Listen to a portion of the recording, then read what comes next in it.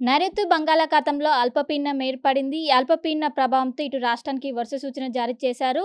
దీని ప్రభావం ఎంత మేర ఉంటుంది? రాష్ట్రం పైన ఎన్ని రోజుల వరకు కూడా వర్షం కొనసాగే అవకాశం ఉంది? దీని గురించి మనతో మాట్లాడడానికి ఐఎండీ ఆఫీసర్ శ్రీనివాస్ గారు ఉన్నారు. వారితో మాట్లాడించే ప్రయత్నం చేద్దాం.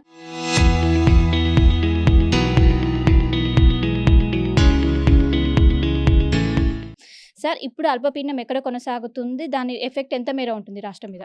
మనకి ప్రస్తుతం నైరుతి బంగాళాఖాతం, దానికి ఆనుకుని ఉన్న మధ్య బంగాళాఖాతం ఇంచుమించు ఆ ప్రాంతంలో ఒక అల్పపీడన ప్రాంతం గత 2 రోజులు బట్టి కొనసాగుతుంది. ఇది రేపటికి బలహీనపడే అవకాశం ఉంది.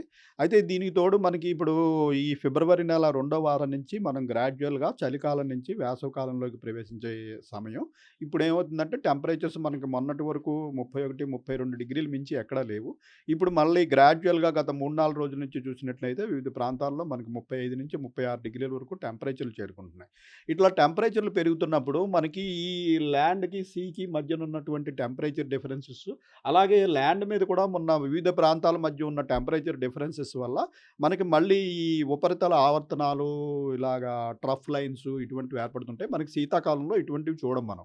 అందుకే శీతాకాలంలో మనకి పెద్దగా వాతావరణంలో మార్పులుండవు. ఓన్లీ చలి పెరగడం తప్పించి మార్పులుండవు. అయితే ఈ వేసవి కాలంలోకి ప్రవేశించి టెంపరేచర్లు పెరిగే కొద్దీ ఇటువంటి ట్రఫ్స్ ఇట్లా ఏర్పడుతుంటాయి. మరి ఈ రోజు పరిస్థితి చూసినట్టయితే దీని ప్రభావం వల్ల వచ్చే తేమ, అలాగే మనకి ఈ మధ్య మహారాష్ట్ర ప్రాంతం నుంచి ఒక ద్రోణి కూడా మనకి మన తెలంగాణకు ఆనుకుని ఉన్న ఈ విదర్భ ప్రాంతం వరకు కూడా కొనసాగుతోంది. అలాగే మనకి ఇటు ఒడిస్సా ప్రాంతం నుంచి కోస్టల్ ఆంధ్రప్రదేశ్ వరకు కూడా ఒక ద్రోణి ఉంది. వీటి వల్ల కూడా మళ్ళీ మనకి తేమగాలులనేవి ప్రవేశిస్తాయి. ఈ తేమగాలులు అయితే ఇవి పెద్దగా సివియారిటీ ఉన్న తేమగాలులు కాదు. ఈ తేమ అనేది ప్రవేశించినప్పుడు మనకి ప్రస్తుతం టెంపరేచర్‌లు ఎక్కడైతే ఎక్కువున్నాయో 35, 36 డిగ్రీలు ఉన్న దగ్గర మళ్ళీ కన్వెక్షన్ ఉంటుంది. అంటే వేడి గాలులు కింద నుంచి పైకి పోతూ ఉంటాయి. వేడి గాలులు కిందకి పోయిన సమయంలో ఇలా తేమగాలులు ప్రవేశిస్తే మళ్ళీ మనకి సాయంత్రం సమయంలో ఉరుములు, మెరుపులతోటి జల్లులు పడే అవకాశం ఉంటుంది.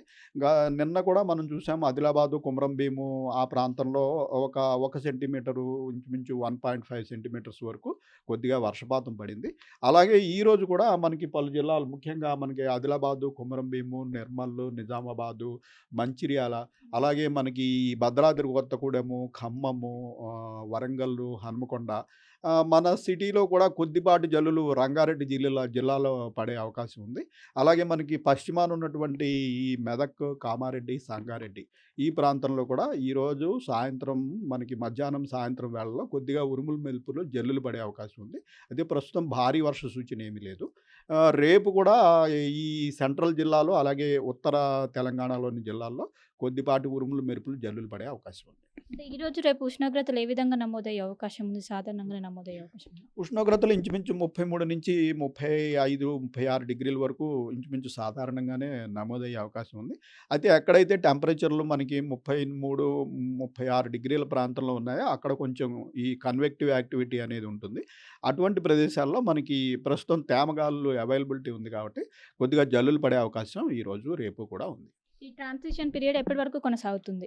ఈ ట్రాన్సిషన్ పీరియడ్ మనకి ఇంచుమించు మార్చి 1 తారీఖు వరకు ఇలా గ్రాడ్యువల్‌గా టెంపరేచర్స్ రైజ్ అయితూ ఉంటాయి. మనకి మార్చి 1 తారీఖు నుంచి యాక్చువల్‌గా మనకి వేసవికాలం. ఇంకా మనకి మాక్సిమం టెంపరేచర్స్ ప్రధానంగా రైజ్ అవుతూ ఉంటాయి. ఈ మాక్సిమం టెంపరేచర్స్ రైజ్ అయినప్పుడు ఈ టెంపరేచర్ డిఫరెన్సెస్ వల్ల మళ్ళీ మనకి వారానికి 10 రోజులకి ఇలాంటి ద్రోణులు, ఉపరితల ఆవర్తనాలు ఏర్పడటము, వాటి వల్ల మాయిశ్చర్ ఎక్స్‌ట్రాక్షను, మనకి ఆల్రెడీ టెంపరేచర్లు పెరిగి ఉంటాయి కాబట్టి ఈవినింగ్ టైంలో థండర్ స్టార్మ్స్ ఇటువంటివి నార్మల్‌గా మనకి ప్రీ మాన్సూన్ షవర్స్ అంటాం. ఇటువంటివి మార్చి, ఏప్రిల్, మే నెలల్లో జనరల్‌గా వస్తూనే ఉంటాయి. ఇటు సిటీలో రాత్రిపూట ఉష్ణోగ్రతలు ఏ విధంగా నమోదవుతున్నాయి? ప్రస్తుతం రాత్రిపూట ఉష్ణోగ్రతలు బాగా పెరిగినాయి. మనకి 20 డిగ్రీలు పైబడి, నిన్నైతే 23 డిగ్రీలు. అంటే మనకి క్లౌడింగ్ ఉన్నట్టయితే మినిమమ్ టెంపరేచర్‌లు ఎక్కువ పెరుగుతాయి. నిన్న మనకి క్లౌడింగ్ వచ్చింది, ఆల్రెడీ మాయిశ్చర్ వచ్చి నిన్న, అందుకని ఈరోజు ఉదయం మనం మన సిటీ ప్రాంతంలో మాక్సిమం టెంపరేచర్ వచ్చి 23 డిగ్రీల వరకు నమోదైంది. చాలా ప్రాంతాల్లో ప్రస్తుతం 18-23 డిగ్రీల వరకు నమోదైంది. మనకి చలి నుంచి పూర్తిగా మనం బయటకు వచ్చేసాము. ప్రస్తుతం మినిమమ్ టెంపరేచర్‌లు పెరగడము, దానికి తోడు మాక్సిమం టెంపరేచర్‌లు కూడా రైజ్ అవ్వడం వల్ల, ఈ మాయిశ్చర్ ఎక్కువ ఉండటం వల్ల ప్రస్తుతం మనకి కొంచెం ఉక్కపోత ఇటువంటి ప్రాబ్లమ్స్ కూడా స్టార్ట్ అయితాయి. అంటే వచ్చే 24 గంటల్లో బలహీనపడుతుందా అల్పపీడనం వచ్చే సార్? 24 గంటల్లో ఈ అల్పపీడనం పడుతుంది. అయితే ప్రస్తుతం మనకి ఇటు మహారాష్ట్ర నుంచి ఈ విదర్భ వరకు కూడా ఒక ద్రోణి, అలాగే ఒరిస్సా నుంచి నార్త్ కోస్టల్ ఆంధ్రప్రదేశ్ వరకు కూడా ఒక ద్రోణి నడుస్తున్నందున ఈ రేపు కూడా మనకి తేమగాలులో తెలంగాణలోకి ప్రవేశించే అవకాశం ఉంది. సో, ఈరోజు, రేపు మనకి ఈవినింగ్ టైంలో అక్కడక్కడ ఈ ఉరుములతో కూడిన జల్లులు పడే అవకాశం ఉంది. సో, మొత్తం మీద ప్రస్తుతం ఇక్కడ నైరుతి బంగాళాఖాతం దగ్గర ప్రస్తుతం అల్పపీడనం అనేది కొనసాగుతుంది. రానున్నటువంటి 24 గంటల్లో అది పూర్తిగా బలహీనపడడానికి కూడా ఎక్కువగా అవకాశం ఉన్నట్లు కూడా ఇప్పటికే వాతావరణ శాఖ అధికారులు అంచనా వేస్తున్నారు. దీంతో ఇటు ఆసిఫాబాద్ కావచ్చు, తూర్పు తెలంగాణ జిల్లాల్లో కేవలం సాయంత్రం పూట చిరు జల్లులు పడడానికి అవకాశం ఉంది. తర్వాత ఫిబ్రవరి ముగిసిన అనంతరం ఉష్ణోగ్రతలు క్రమంగా పెరిగి సాధారణం కంటే 2 నుండి 3 డిగ్రీలు ఎక్కువగా పెరిగేందుకు కూడా అవకాశం ఉన్నట్లు కూడా ఇప్పటికే వాతావరణ శాఖ అంచనా వేస్తున్నారు. కానీ ఇప్పుడు ఏర్పడినటువంటి ఏదైతే అల్పపీడనం ఉందో దాని ప్రభావం రాష్ట్రం మీద కొంతమేర మాత్రమే ఉంటుందంటూ కూడా వాతావరణ శాఖ అధికారులు అయితే అంచనా వేస్తున్నారు. కెనపర్సన్ కోటితో కలిసి Shilpa RTV Hyderabad. Local to global news at your fingertips. మీ చేతిలో ఒక ఆయుధం. Download R TV app.